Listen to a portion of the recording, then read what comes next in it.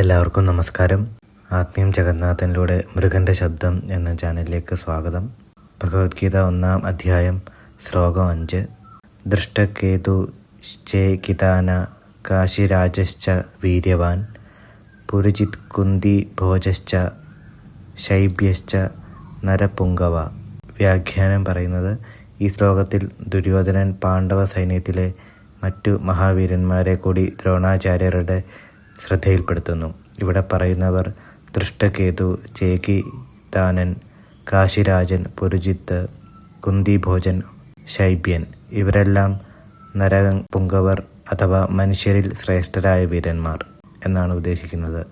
ആത്മീയ സന്ദേശം പറയുന്നത്, ധർമ്മത്തിൻ്റെ പക്ഷത്ത് പല ദേശങ്ങളിൽ നിന്നുള്ള മഹാത്മാക്കൾ ഒന്നിക്കുന്നു എന്നതാണ്.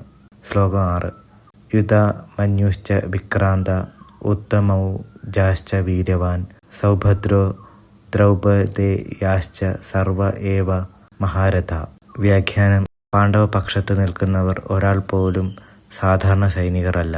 ഇവിടെ പറയുന്നവർ യുധാമന്യു, ഉത്തമൗജാസ്, സൗഭദ്രൻ, ദ്രൗപദേയർ, സർവേ ഏവ മഹാരഥ അഥവാ ഇവരെല്ലാം മഹാരഥന്മാരാണ്.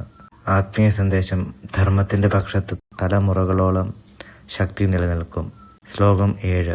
അസ്മാകം തു വിശിഷ്ടായേ താൻ നിബോധ ദ്വിജോത്തമ നായക മമ സൈന്യസ്യ സഞ്ചാർത്ഥം താൻ ബ്രവീമി തേ.